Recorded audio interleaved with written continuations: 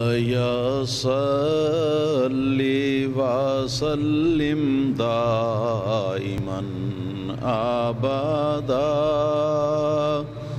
علی حبیبک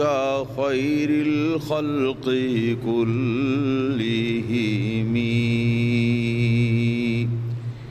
یا ربی بالمصطفى بلغ مقاصدنا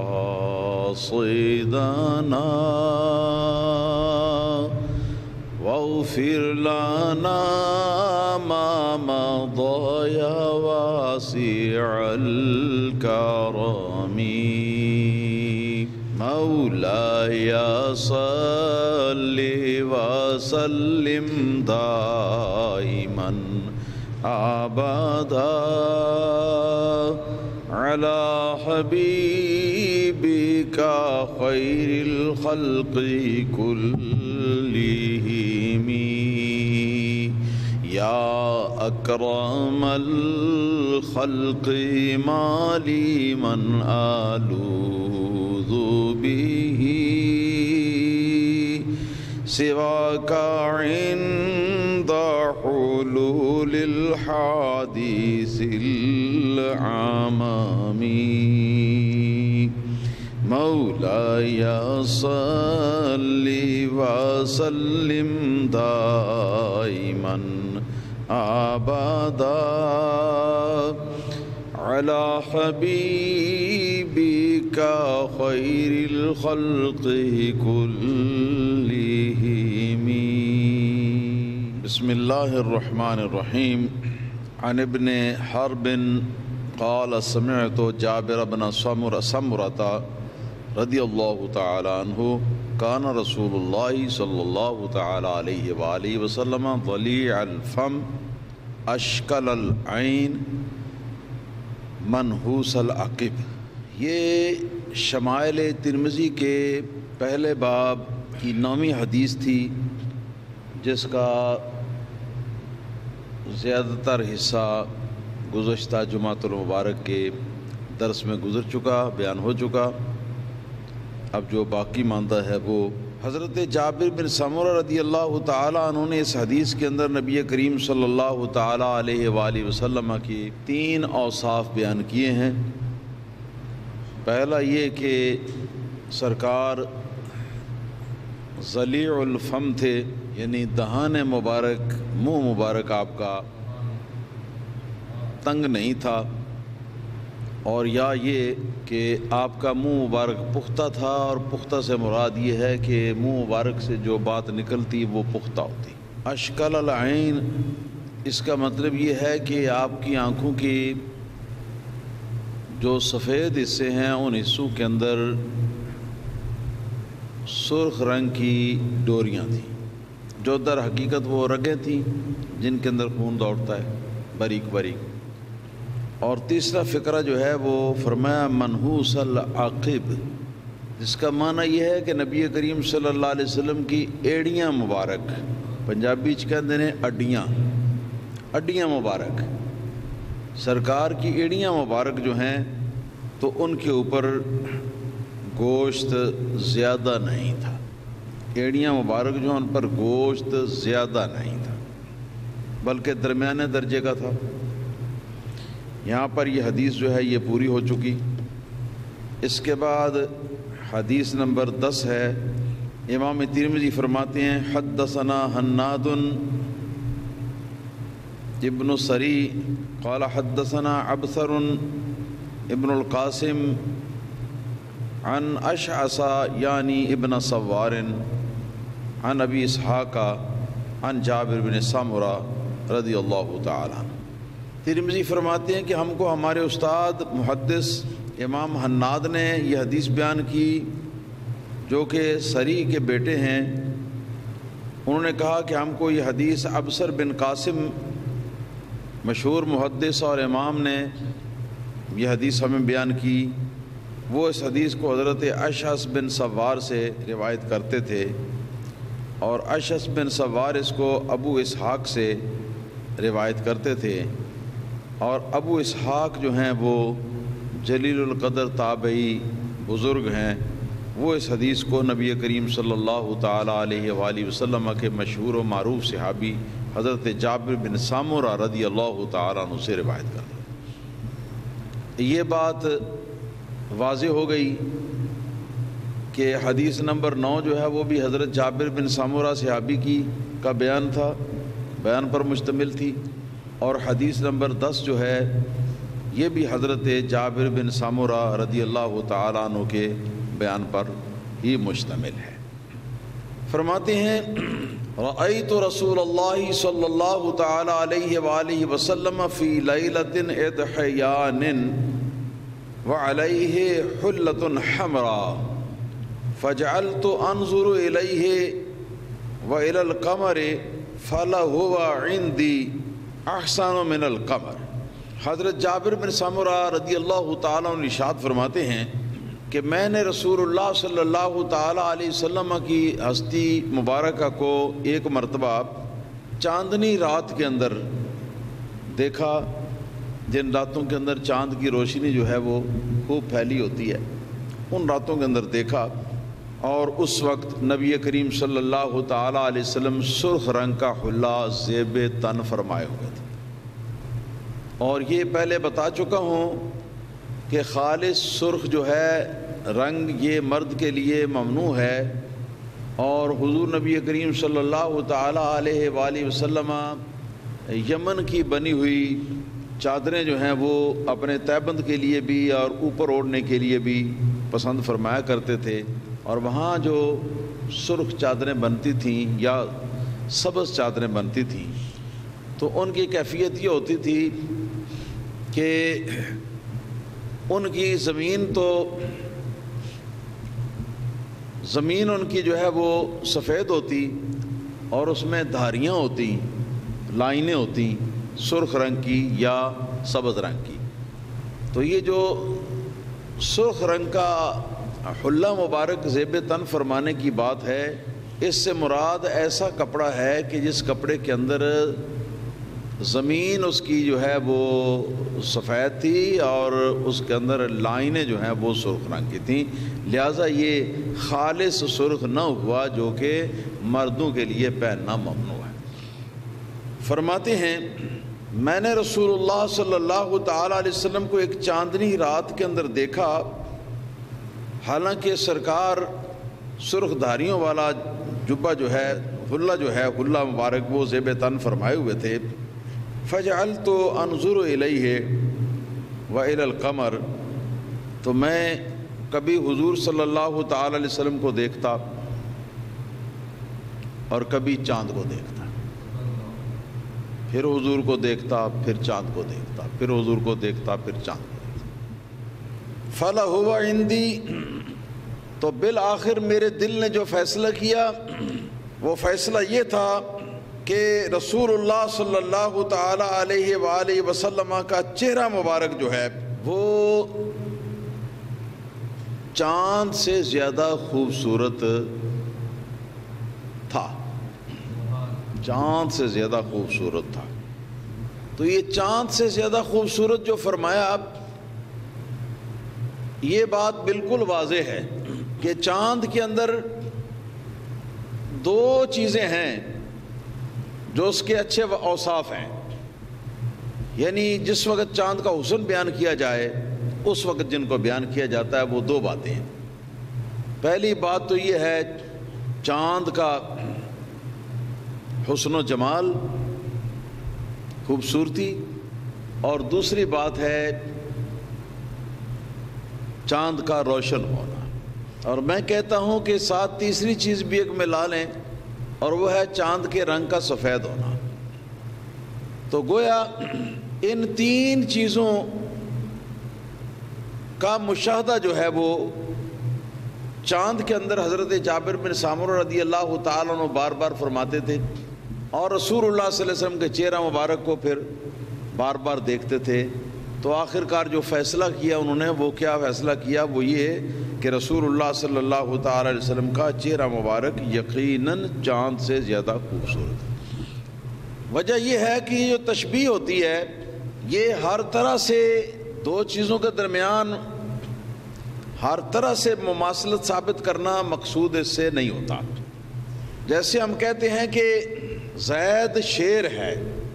جب ہم نے زید کو دیکھا کہ یہ زید جو ہے یہ بڑا جرأت مند انسان ہے اور اس کی قوت کو دیکھا تو ہم نے کہا کہ زید شیر ہے،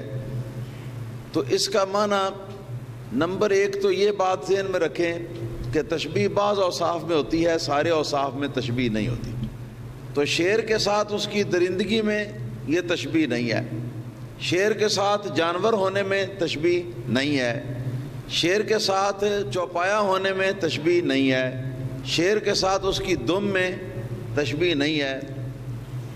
اور شیر کی پورے وجود میں سے کسی چیز کے ساتھ بھی تشبیہ جو ہے وہ مقصود نہیں ہے، بلکہ مقصود صرف ایک بات میں ہے اور وہ ہے قوت اور بہادری۔ قوت اور بہادری میں تشبیہ دی جا رہی ہے، اور تشبیہ میں مشبہ اور مشبہ بھائی، ایک وہ جس کو تشبیہ دی گئی ہے، ایک وہ جس کے ساتھ تشبیہ دی گئی ہے، تو یہ دونوں چیزیں برابر بھی نہیں ہوا کرتی، دونوں تشبیہ میں برابر بھی نہیں ہوا کرتی، برابر ہونا بھی ان کا ضروری نہیں۔ تو اب جو فرمایا کہ رسول اللہ صلی اللہ علیہ وسلم کا چہرہ مبارک زیادہ اچھا تھا، زیادہ خوبصورت تھا چاند سے، تو اس کا واضح مفہوم جو ہے وہ یہ ہے کہ چاند بھی خوبصورت ہے، مگر رسول اللہ صلی اللہ علیہ وسلم کا حسن و جمال چاند کے حسن سے زیادہ تھا، اور چاند بھی سفید ہے مگر رسول اللہ صلی اللہ تعالی علیہ وسلم کی جو بدن مبارک کا گورا پن جو ہے یہ چاند کے مقابلے میں زیادہ دل فریب اور زیادہ خوبصورت تھا، زیادہ عمدہ تھا، اور چاند جو ہے وہ بھی روشن ہے، اس میں سے بھی روشنی چھنتی ہے، مگر رسول اللہ صلی اللہ علیہ وسلم کے چہرہ مبارک سے جو روشنی نکلتی رہتی ہر وقت، وہ روشنی جو ہے وہ چاند سے نکلنے والی روشنی سے بہتر ہے۔ تو ان تین باتوں کے اندر یہ تشبیہ تھی، اور تشبیہ کے اندر رسول اللہ صلی اللہ تعالی علیہ وسلم کو چاند سے بڑھ کر اور چاند سے برتر ثابت کرنا ان کا مقصد ہے، ورنہ تو یہ بات بالکل واضح ہے، ائمہ محدثین نے، شارحین نے لکھی ہے اور خود واضح ہے، صرف تھوڑی سی توجہ کی ضرورت ہے، اور خود واضح ہے یہ بات کہ کہاں آسمان کا چاند اور کہاں محمد مصطفیٰ صلی اللہ علیہ وسلم کا چہرہ مبارک، جی اس لیے کہ چاند کے اندر جو 2 3 4 خوبیاں ہیں، تو رسول اللہ صلی اللہ علیہ وسلم کے چہرہ مبارک اور آپ کے حسن و جمال کے اندر جو خوبیاں ہیں، تو ان خوبیوں کا کہیں 10واں حصہ بھی چاند کے اندر نہیں پایا جاتا۔ مثلا چاند چمکتا ہے، دیکھتا نہیں ہے، رسول اللہ صلی اللہ علیہ وسلم کا چہرہ مبارک چمکتا بھی ہے اور دیکھتا بھی ہے۔ چاند سنتا نہیں ہے، رسول اللہ صلی اللہ علیہ وسلم کا چہرہ مبارک سنتا بھی ہے، اور کیسے دیکھتا ہے آپ کا چہرہ مبارک اور کیسے سنتا آپ کا چہرہ مبارک، یہ پچھلے درس میں بتا چکا ہوں صحیح بخاری کی روایت سے کہ انی ارا ما لا ترون واسمع ما لا تسمعون، کہ جن چیزوں کو تم نہیں دیکھ سکتے میں ان کو بھی دیکھتا ہوں، اور جن چیزوں کو تم نہیں سن سکتے، جن آوازوں کو میں ان آوازوں کو بھی سنتا ہوں۔ اب چاند کے پاس یہ چیزیں جو ہیں یہ کہاں؟ پھر یہ کہ رسول اللہ صلی اللہ علیہ وسلم کا چہرہ مبارک جو ہے وہ کلام فرماتا ہے، گفتگو بھی فرماتا ہے، مگر چاند کا چہرہ تو گفتگو نہیں کرتا۔ تو اس لیے چاند نبی کریم صلی اللہ تعالی علیہ وسلم کے حسن و جمال اور آپ کی خوبی اور کمال کے جو مختلف مظاہر ہیں، تو ان مظاہر میں سے کسی چیز میں بھی سرکار دو عالم صلی اللہ تعالی علیہ وسلم کا مقابلہ نہیں کر سکتا۔ ایک شاعر نے کہا ہے، چاند سے تشبیہ دینا کیا یہی انصاف ہے؟ نبی پاک صلی اللہ علیہ وسلم کے چہرہ مبارک کو چاند سے تشبیہ دینا، کہتا ہے کہ چاند سے تشبیہ دینا کیا یہی انصاف ہے؟ اس کے منہ پر چھائیاں، اس کے منہ پر چھائیاں، حضرت کا چہرہ صاف ہے، اس کے منہ پر چھائیاں، حضرت کا چہرہ صاف ہے۔ تو تشبیہ جو ہے یہ ان 3 اوصاف میں ہے، اور تشبیہ کا مقصد تقریب ہوتا ہے، یعنی یہ کہ ایک آئیڈیا جو ہے وہ کچھ دے دینا، مقصد یہ نہیں ہوتا کہ دونوں چیزیں برابر ہیں. اور یہ جو آئیڈیا دینے کا مقصد ہے تو یہ 3 چیزوں میں ہے، بیاض میں یعنی سفیدی میں، اور چمکنے میں، اور حسن و جمال و خوبصورتی میں. علامہ ملا علی قاری رضی اللہ تعالیٰ عنہ کی رگ عشق رسالت پھڑکتی ہے، اور آپ اس کی شرح کرتے ہوئے فرماتے ہیں کہ سرکار کا چہرہ مبارک چاند سے کس طرح زیادہ خوبصورت ہے. فرماتے ہیں فی انا نورہ ظاہر فی الآفاق والانفس مع زیادت الکمالات سوریت والمانویہ. فرماتے ہیں اس بات میں زیادہ خوبصورت ہے کہ چاند کی جو روشنی ہے یہ ظاہر زمین کے اوپر پڑتی ہے. چاند کی روشنی ظاہر زمین کے اوپر پڑتی ہے، اور آدمی سامنے ہو تو آدمی کے ظاہر بدن پر پڑتی ہے، مگر قربان جائیں رسول اللہ صلی اللہ علیہ وسلم کے نور پاک کے، کہ سرکار کا نور پاک جو ہے یہ تو سارے آفاق میں یہ پھیلا ہوا ہے، اور تمام انفس میں، تمام جانوں میں یہ رسول اللہ صلی اللہ علیہ وسلم کا نور مبارک پھیلا ہوا ہے. یعنی ظاہر میں بھی اور باطن میں بھی نبی کریم صلی اللہ تعالی علیہ وسلم کا نور پاک جو ہے وہ پھیلا ہوا ہے، مع زیادت الکمالات سوریت والمانویہ. اور جو نبی کریم صلی اللہ تعالی علیہ وسلم کے نور مبارک کے اندر سوری اور مانوی دکھائی، آنکھ سے دیکھی جانے والی اور عقل کے ساتھ سمجھی جانے والی جو خوبیاں ہیں، وہ خوبیاں کہیں زیادہ بڑھ کر ہیں چاند کی خوبیوں سے. بل فی الحقیقت کل نور خلق من نورہ، بلکہ ملا علی قاری رضی اللہ تعالیٰ عنہ فرماتے ہیں کہ حقیقت تو یہ ہے کہ دنیا جہان کا ہر نور، کیا چاند، کیا سورج، کیا دوسرے انوار، سارے کے سارے نور کائنات کے جو ہیں یہ رسول اللہ صلی اللہ تعالی علیہ وسلم کے نور مبارک سے یہ پیدا کیے گئے ہیں. اور فرماتے ہیں قضا قیل فی قولہ تعالی، کہتے ہیں کہ یہی تفسیر بیان کی گئی ہے اللہ تعالیٰ کی اس فرمان کی قرآن پاک میں، جو فرمایا اللہ نور السماوات والارض، اللہ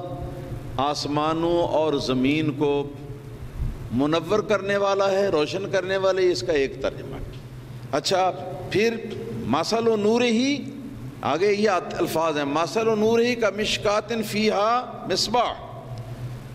کہ اللہ کے نور کی مثال ایک طاق کی مثال ہے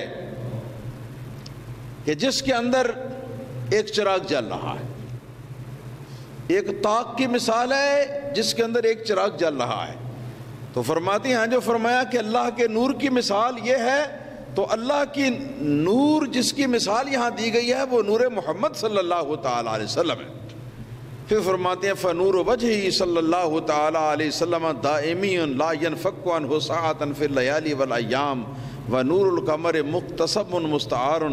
ينقص تارة ويخسف اخرى. فرماتے ہیں رسول اللہ صلی اللہ تعالی وسلم کا چہرہ مبارک جو ہے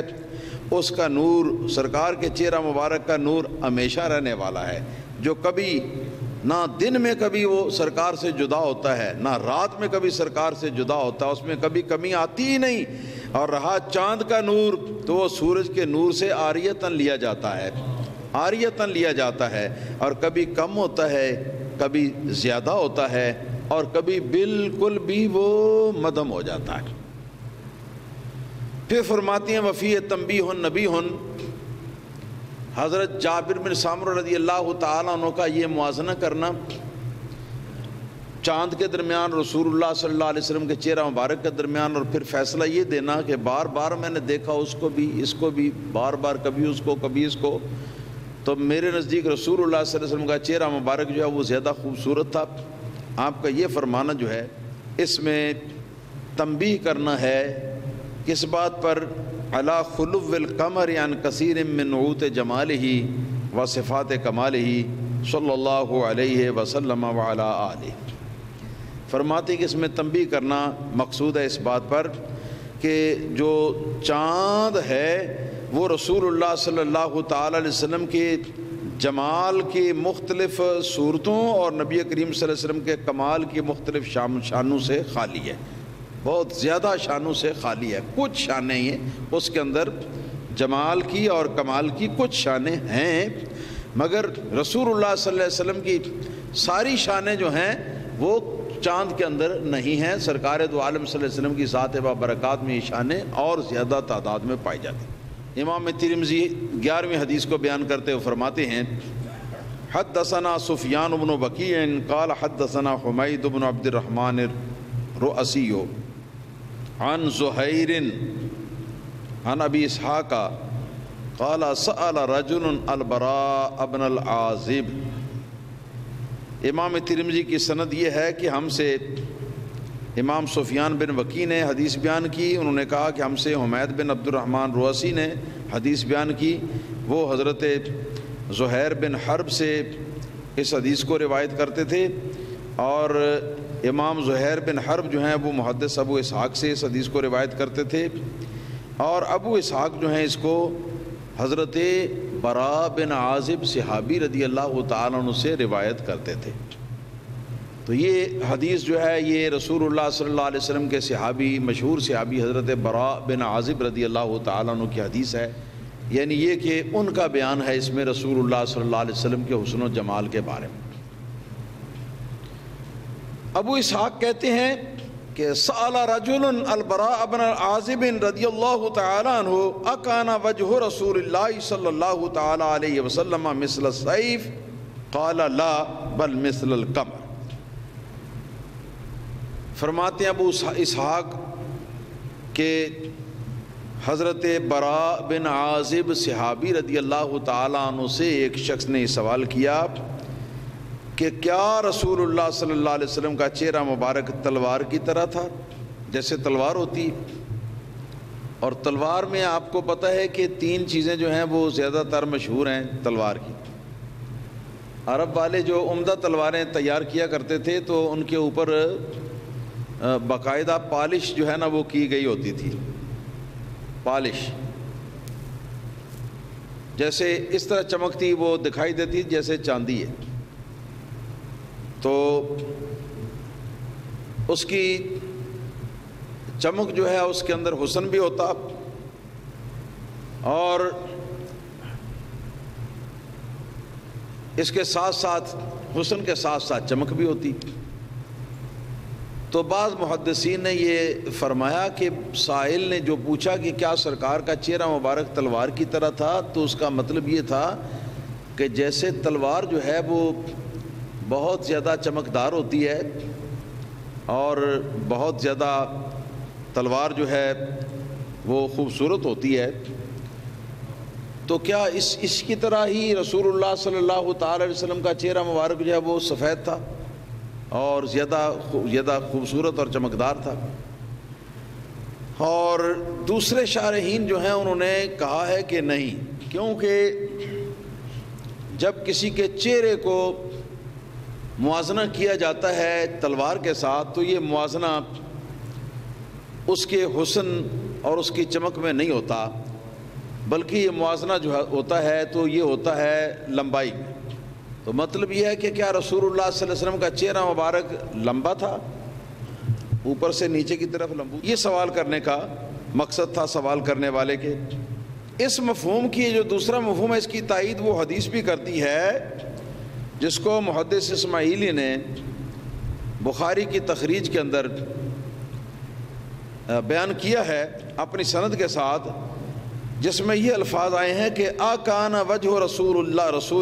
صلی اللہ تعالی علیہ وسلم مدیدن مثل السیف. کیا رسول اللہ صلی اللہ تعالی علیہ وسلم کا چہرہ مبارک تلوار کی طرح دراز تھا، لمبا تھا؟ اور مقصد اس سے یہ ہے کہ کیا نبی کریم صلی اللہ علیہ وسلم کا چہرہ مبارک لمبا تھا، یہ مقصد تھا پوچھنے کا. تو قال حضرت براء رضی اللہ تعالیٰ عنہ نے جب یہ سنا تو آپ کو یہ اچھا نہ لگا کہ تلوار کی لمبائی کے ساتھ چہرہ مصطفیٰ صلی اللہ علیہ وسلم کی لمبائی کو موازنہ کر کے تو وہ پوچھ رہا ہے کہ کیا ایسا تھا. تو آپ نے فوری طور پر اس کی نفی کی، فرمایا کہ لا، نہیں، ایسا ہرگز نہیں، بل مثل القمر، بلکہ رسول اللہ صلی اللہ تعالی وسلم کا چہرہ مبارک جو ہے وہ قمر کی طرح یعنی چاند کی طرح مستدیر گول تھا۔ اور پیچھے آپ کو یہ بات وضاحت کے ساتھ ہم بیان کر کے آئے ہیں کہ رسول اللہ صلی اللہ علیہ وسلم کا چہرہ مبارک گول تھا مگر تھوڑی سی لمبائی لیے ہوئے، جس کو کتابی چہرہ کہا جاتا ہے، جس کو کتابی چہرہ کہا جاتا ہے۔ تو جنہوں نے محض گولائی کو پیش نظر رکھا انہوں نے چاند کی طرح گول قرار دے دیا، اور جنہوں نے مکمل طور پر اس کے جو خط و خال تھے تو ان سب کا جو ان معاملہ ہے پیش نظر رکھا، تو انہوں نے واضح طور پر بتایا کہ نبی کریم صلی اللہ علیہ وسلم کا چہرہ مبارک گول تھا مگر لمبائی تھوڑی سی لیے ہوئے۔ تو مقصد یہ تھا یہاں پر کہ آپ یہ بتانا چاہتے تھے کہ رسول اللہ صلی اللہ تعالی وسلم کا چہرہ مبارک جو ہے وہ گول ہونے میں چاند کی طرح تھا، یعنی مکمل گول نہیں بلکہ گولائی مائل تھا اور تھوڑی سی لمبائی لیے ہوئے تھا، اور یہ کہ سرکار دو عالم صلی اللہ علیہ وسلم کے چہرہ مبارک کی چمک جو ہے یہ چاند کی طرح تھی۔ حضرت کعب بن مالک رضی اللہ تعالیٰ عنہ کی حدیث میں آیا ہے کہ آپ فرماتے ہیں کہ کان وجہہ قطعۃ قمر، کان وجہہ قطعۃ قمر، کہ رسول اللہ صلی اللہ تعالی علیہ وسلم کا جو چہرہ مبارک تھا یہ گویا کہ چاند کا ٹکڑا تھا۔ جو چاند کا ٹکڑا قرار دینا جو ہے یہ اس میں گولائی جو ہے اس کا کوئی مقصد نہیں ہے یہاں، بلکہ اس سے مراد چمک دمک، روشنی اور خوبصورتی جو ہے وہ یہ ہے۔ تو مطلب یہ ہے کہ رسول اللہ صلی اللہ تعالی علیہ وآلہ وسلم کا چہرہ مبارک جو ہے اپنے تمام اوصاف کو اگر پیش نظر اس کے رکھا جائے تو پتہ چلتا ہے کہ رسول اللہ صلی اللہ علیہ وسلم کا چہرہ مبارک جو ہے وہ نہ تلوار کی طرح تھا، نہ چاند کی طرح تھا، نہ سورج کی طرح تھا، نہ دنیا کی کسی اور چیز کی طرح، یعنی من کل الوجوہ ہر لحاظ۔ جہاں تشبیہ ہے تو وہ ایک دو باتوں میں تشبیہ ہے۔ یہاں ملا علی قاری رضی اللہ تعالیٰ نے حضرت ربیع بنت معوذ بن عفراء رضی اللہ تعالیٰ عنہ کی حدیث بیان کی ہے، وہ صحابی ہیں، صحابیاں ہیں بلکہ صحابیہ عورت ہیں، وہ فرماتی ہیں کہ لو رأیتہ رأیت الشمس طالعۃ، اگر تو رسول اللہ صلی اللہ تعالیٰ علیہ وسلم کے چہرہ مبارک کو تو دیکھتا گویا سورج نکلا ہوا ہے۔ کبھی چاند سے تشبیہ، کبھی سورج سے تشبیہ، تو ان کے کمالات بھی۔ سورج کے ساتھ جو تشبیہ دی جاتی ہے یہ تیز روشنی جو ہے اس کے اعتبار سے تشبیہ دی جاتی ہے سورج کے ساتھ، اور اس اعتبار سے کہ سورج کا فیض جو ہے وہ پوری کائنات کو عام ہے، مگر اس کائنات سے مراد وہی کائنات کا حصہ ہے کہ جو کائنات سورج کے سامنے آتا ہے کائنات کا حصہ، باقی نہیں، کیونکہ کائنات کے بے شمار حصے ایسی ہیں جو سورج کے سامنے نہیں آتے، اور رسول اللہ صلی اللہ تعالی علیہ وسلم کا فیض جو ہے وہ تو ان سب علاقوں کو بھی پہنچ رہا ہے۔ علامہ علی قاری رضی اللہ تعالیٰ عنہ ارشاد فرماتے ہیں کہ مفہوم جو ہے وہ یہ ہے کہ رسول اللہ صلی اللہ علیہ وسلم کا چہرہ مبارک جو ہے وہ تلوار کی طرح نہ تھا بلکہ چاند کی طرح تھا، کیونکہ رسول اللہ صلی اللہ علیہ وسلم کا چہرہ مبارک جو ہے اس کے اندر نور کا کمال بھی پایا جاتا تھا، اور نہایت بلندی اور ظہور کا کمال بھی پایا جاتا تھا، اور گولائی مائل ہونے کا کمال بھی پایا جاتا تھا۔ ان کمالات میں یہ اگر دیکھنا چاہیں تو آئیڈیا جو ہے وہ چاند سے لے سکتے، مکمل طور پر نہیں۔ یہاں ایک اور حدیث صحیح مسلم سے انہوں نے نقل کی ہے حضرت جابر بن سامرہ رضی اللہ تعالیٰ عنہ کی روایت سے، جن کی روایت پیچھے گزر چکی ہے، وہ کہ میں ایک بار چاند کو دیکھتا تھا، ایک بار سرکار کے چہرے کو دیکھتا تھا، یہ وہ صحابی ہیں۔ اس میں یہ ہے کہ حضرت جابر بن سامرہ صحابی سے ایک شخص نے پوچھا کہ کیا رسول اللہ صلی اللہ علیہ وسلم کا چہرہ مبارک تلوار جیسا تھا، یعنی لمبا؟ تو آپ نے جواب میں ارشاد فرمایا کہ لا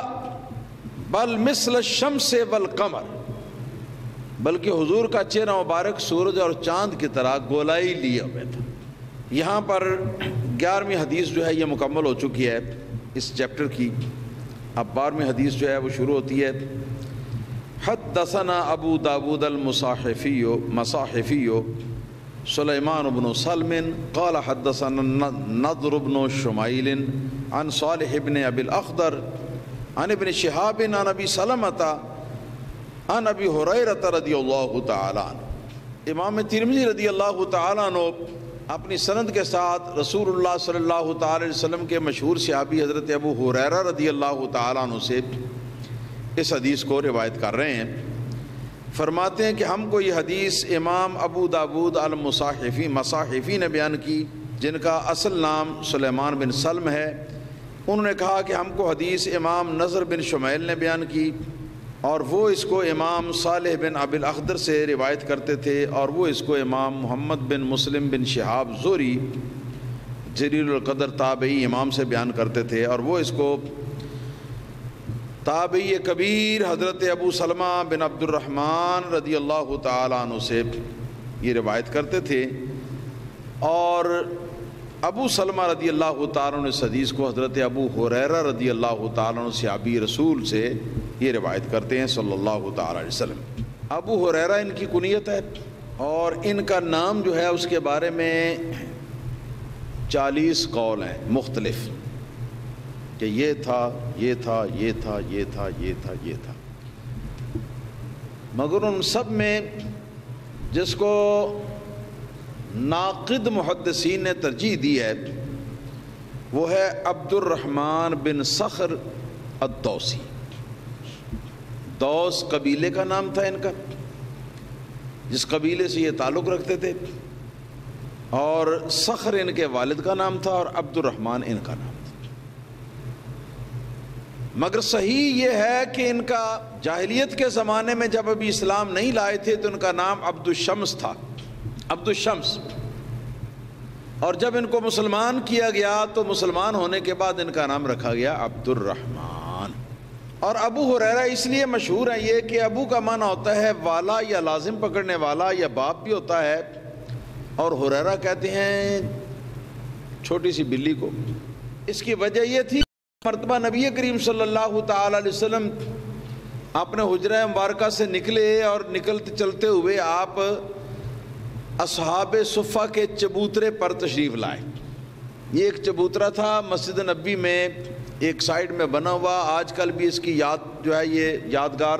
کے طور پر چبوترے کی شکل موجود ہے۔ یہاں وہ فقراء مہاجرین نبی کریم صلی اللہ تعالی علیہ وسلم کے صحابہ کرام قیام کیا کرتے تھے، جو کہ دور دراز علاقوں سے ہجرت کر کے یہاں پر تشریف لائے تھے، اور ان کا کوئی گھر بار نہ تھا، بلکہ گھر بار بنانا بھی انہوں نے پسند نہ کیا۔ ان کی انتہائی تمنا اور انتہائی مقصد یہ ہوتا تھا کہ وہ رسول اللہ صلی اللہ علیہ وسلم سے قریب تر رہ کر آپ سے دین کی تعلیم حاصل کرنا چاہتے۔ یہ گویا طلباء تھے جن کی کم و بیش تعداد جو ہے وہ 70 تک بیان کی گئی ہے۔ تو ان میں سے ایک طالب علم حضرت ابو ہریرہ دوسی رضی اللہ تعالیٰ عنہ بھی تھے۔ تو ان کو حضور نے دیکھا کہ ایک بلی کا بچہ اس کے ساتھ یہ کھیل رہے، تو سرکار کو مزاح سوجھا، اور سرکار نے فرمایا کہ یا ابا ہریرہ، اس طرح ان کو بلایا کہ اے بلی کے بچے کو لازم پکڑنے والے۔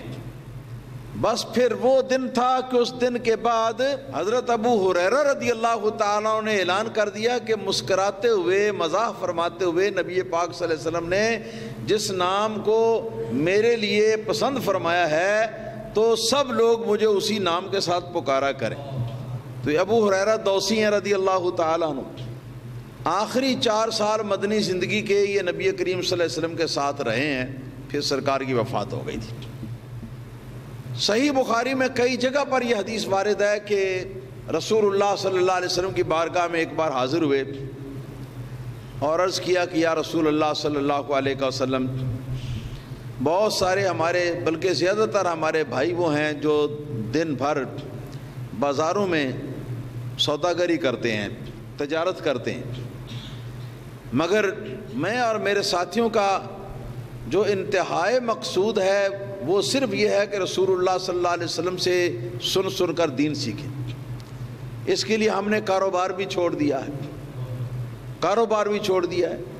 تو پھر حضور کی بارگاہ میں حاضری کا موقع تو خوب ملتا ہے، لیکن حضور گزارش یہ ہے کہ انی لاسمع منک حدیثا کثیرا، میں بہت سی حدیثیں حضور سے میں سنتا ہوں، مجھ کو سننے کا موقع ملتا ہے، ولیکن انسا، لیکن میں ان کو بھول جاتا ہوں، ان کو یاد نہیں رکھ پاتا۔ یہ میرا المیہ ہے، تو سرکار کرم فرمائیے، میرے حال پہ رحم فرمائیے۔ صحیح بخاری کی روایت میں آیا ہے کہ نبی کریم صلی اللہ علیہ وسلم نے ارشاد فرمایا ابسط رداءک یا ابا ہریرہ، آپ نے فرمایا ابو ہریرہ ذرا اپنی چادر نیچے بچھاؤ، تو فرماتے ہیں کہ میں نے اپنی چادر جو ہے اس کو کاندھوں کے اوپر سے اتار کر تو اس کو نیچے زمین کے اوپر بچھا دیا۔ تو سرکار نے کیا کیا، اپنے سینہ مبارک کے سامنے سے اس طرح جیسے لپ بھرتے ہیں، بک بھرتے ہیں، اس طرح بک بھر کر تو سرکار نے اس طرح کر کے اس میں 3 بار جھاڑ دیا، بھرا اور پھر جھاڑ دیا، بھرا اور پھر جھاڑ دیا اس میں، اور اس کے بعد فرمایا کہ ثم یا ابا ہریرہ، ابو ہریرہ اس کو مل لو، اپنے سر سے سینے سے مل لو اس کو۔ حضرت ابو ہریرہ رضی اللہ تعالیٰ عنہ فرماتے ہیں کہ میں نے اس کو اٹھایا اور اپنے سر کے ساتھ ملا اور اپنے سینے کے ساتھ بھی ملا، اور اس کے بعد فرماتے ہیں کہ قسم ہے مجھ کو محمد مصطفیٰ صلی اللہ تعالیٰ علیہ وآلہ وسلم کے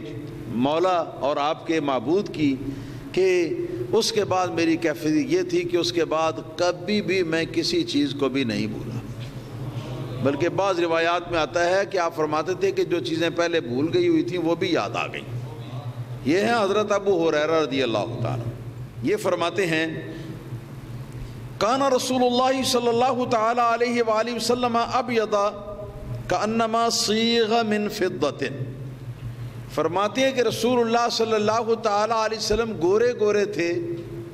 کانما صیغ من فضۃ،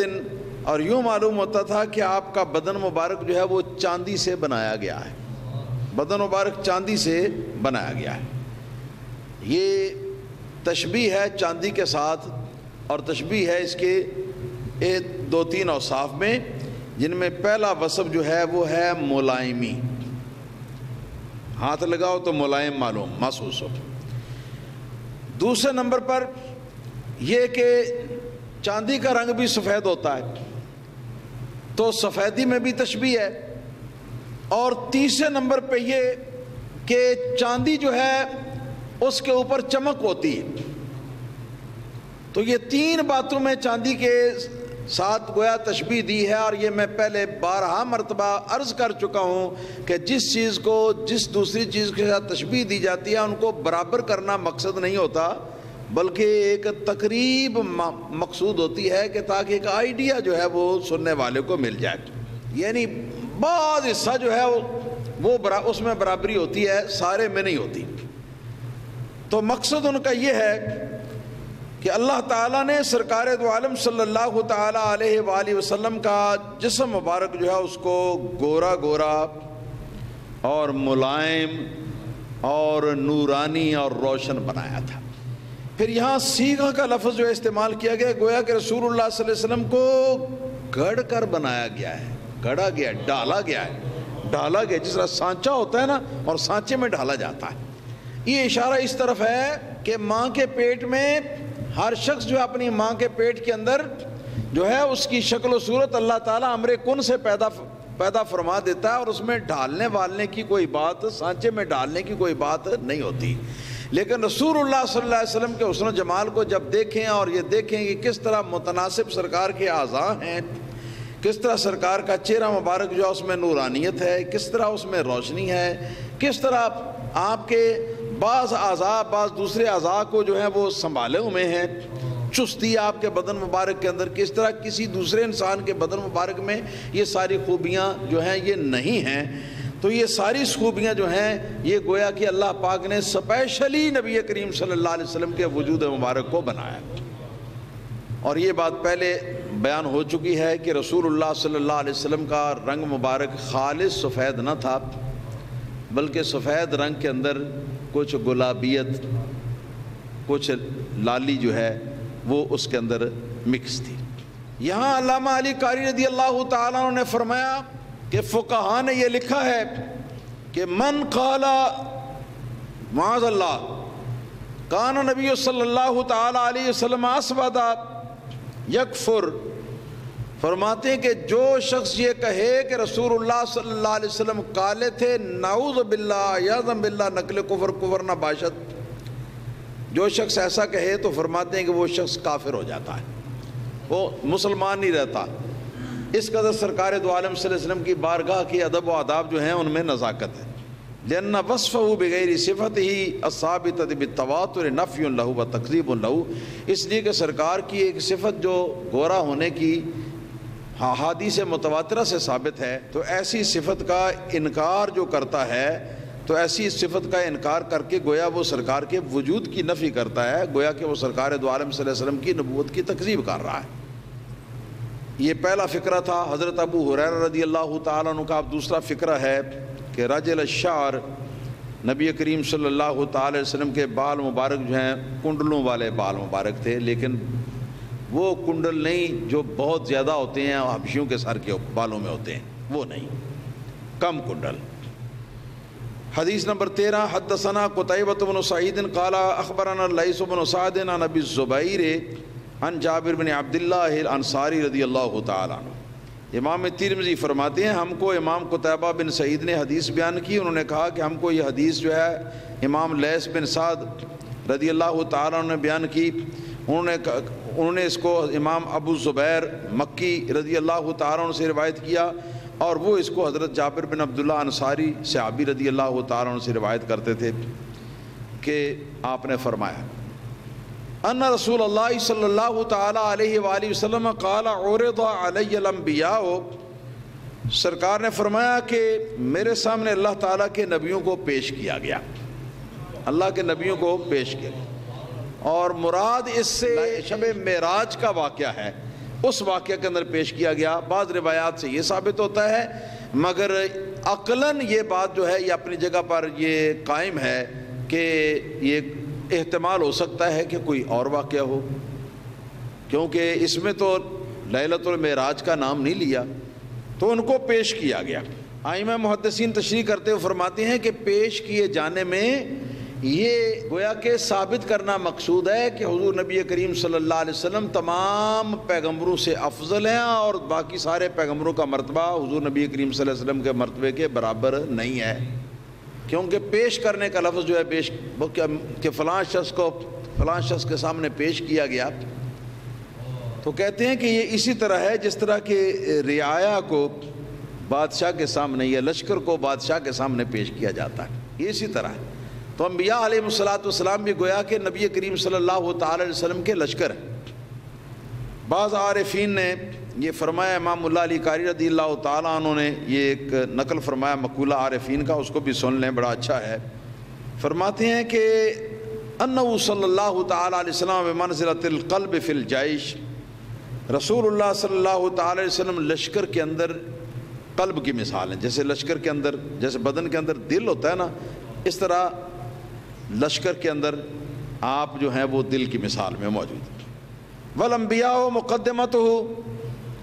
اور انبیاء علیہ السلام جسم کا وہ حصہ جو دل کے سامنے ہوتا ہے، یعنی آگے آگے۔ اور یہ آپ کا طریقہ تو آپ پہلے سن چکے ہیں کہ سرکار اپنے صحابہ کرام کو آگے چلاتے تھے، خود پیچھے چلتے تھے، ہاں جی، کیونکہ آپ نگران تھے، نگرانی اس طرح بہتر ہوتی ہے، تو اس لیے انبیاء کے آگے ہونے سے یہ نہ سمجھنا کہ گویا کہ مرتبہ ان کا زیادہ ہے، نعوذ باللہ۔ پھر فرماتے ہیں والاولیاء صافتہ،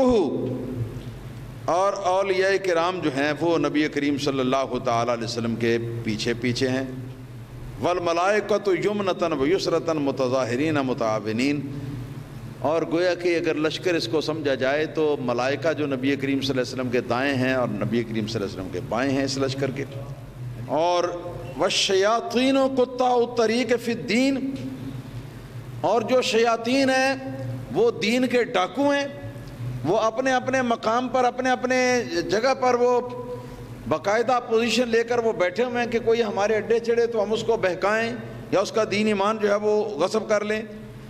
اور اس طریقے سے یہ تمثیل انہوں نے بیان کر کے نبی کریم صلی اللہ تعالی علیہ وسلم کی حیثیت کو گویا کہ تمام انسانوں کے اندر بیان کر دی. تو فرماتے ہیں اس کے بعد فَإِذًا موسیٰ علیہ السلام ضرب من الرجال كأنه من رجال شنوءۃ. تو فرماتے ہیں کہ جو ہی موسیٰ علیہ السلام پر میری نظر پڑی، انبیاء کو میرے سامنے پیش کیا گیا، تو جو ہی موسیٰ علیہ السلام کے اوپر میری نگاہ پڑی تو میں نے یہ دیکھا کہ موسیٰ علیہ السلام دبلے پتلے آدمی ہیں، دبلے پتلے آدمی ہیں. کانہو من رجال شنوءۃ، گویا کہ شنوء قبیلے کے مردوں میں سے. شنوء ایک قبیلہ تھا نبی کریم صلی اللہ علیہ وسلم کے زمانہ اقدس میں ملک یمن کے اندر، کہ یہ لوگ اپنے بدن کے دبلا پتلا ہونے میں اور اپنی چستی اور جسم کی قوت میں اور اپنے حسن و جمال میں یہ لوگ فائق تر تھے باقی قبائل سے. تو فرمایا کہ اس طرح لگتا تھا جس طرح کہ قبیلہ شنوء کا کوئی مرد ہوتا ہے. پھر فرمایا فَإِذًا أَقْرَبُ مَنْ رَأَيْتُ بِهِ شَبَهًا عُرْوَةُ بْنُ مسعود. فرماتے ہیں کہ پھر میں نے حضرت عیسیٰ بن مریم علیہ السلام کو دیکھا. جب ان کو دیکھا رأیت تو عیسیٰ بن مریم علیہ السلام، ان کو دیکھا تو مجھے یوں معلوم ہوا کہ ان کی شکل و شباہت جو ہے وہ عروہ بن مسعود ثقفی سے ملتی جلتی. یہ ایک قریشی سردار تھے جو کہ صلح حدیبیہ کے موقع پر یہ قریش مکہ کی سفارت لے کر نبی پاک صلی اللہ علیہ وسلم کے پاس آئے تھے اور مشرک تھے اس زمانے میں. تو اس وقت نبی کریم صلی اللہ تعالی علیہ وسلم کے جلال و کمال کو جو آپ نے دیکھا اور صحابہ کرام کا جو سرکار کے ساتھ سلوک تھا اور برتاؤ تھا اس کو دیکھا تو دیکھ کر دل کے اندر ان کے انقلاب برپا ہوا اور بعد میں یہ مسلمان ہو گئے تھے. اور خوبصورت آدمی تھے، خوبصورت آدمی تھے اور سرخی مائل ان کا رنگ تھا. پھر فرماتے ہیں وَرَأَيْتُ إِبْرَاهِيمَ علیہ السلام فَإِذًا أَقْرَبُ مَنْ رَأَيْتُ بِهِ شَبَهًا صَاحِبُكُمْ یعنی نفسه. فرماتے ہیں کہ اسی طرح میں نے جب ابراہیم علیہ السلام پر نظر ڈالی، ان کو دیکھا تو مجھے محسوس ہوا کہ حضرت ابراہیم علیہ السلام سے آپ سے سب سے زیادہ مشابہت بدن کے اندر وجود کے اندر تمہارا آقا ہے، یعنی محمد مصطفیٰ صلی اللہ علیہ وسلم. تو حضور نبی کریم صلی اللہ تعالی علیہ وسلم حضرت ابراہیم علیہ السلام کے گویا کہ ہم شکل ہم صورت تھے. فرماتے ہیں وَرَأَيْتُ جِبْرِيلَ علیہ السلام فَإِذًا أَقْرَبُ مَنْ رَأَيْتُ بِهِ شَبَهًا دِحْيَةٌ. فرماتے ہیں کہ حضرت جبرائیل علیہ السلام کو میں نے دیکھا تو میں نے یہ دیکھا کہ جبرائیل علیہ السلام جب وہ شکل انسانی کے اندر نبی کریم صلی اللہ علیہ وسلم کے پاس تشریف لاتے تھے تو ان کی شکل و شباہت جو ہے حضرت دحیہ کلبی نبی کریم صلی اللہ علیہ وسلم کے ایک بڑے خوبصورت صحابی تھے. لکھا ہے احادیث میں کہ ایسے خوبصورت آدمی تھے، اتنے خوبصورت آدمی تھے کہ جہاں یہ باہر بازار میں نکلتے تو ٹریفک جام ہو جاتی. کیا مرد کیا اور سب کھڑے ہو کے انہیں کو دیکھتے، اتنے خوبصورت تھے. تو دیکھا تو جبرائیل علیہ السلام جو ہیں وہ حضرت دحیہ کلبی رضی اللہ تعالیٰ عنہ کے ساتھ شکل و صورت میں مشابہ تھے، مگر یہ جبرائیل علیہ السلام کی اصلی شکل نہیں بلکہ یہ ان کی صورت بشریہ جب لباس بشریت میں تشریف لاتے تھے. مولا یا صلی وسلم دائما ابدا علی حبیبک خیر الخلق کلہم.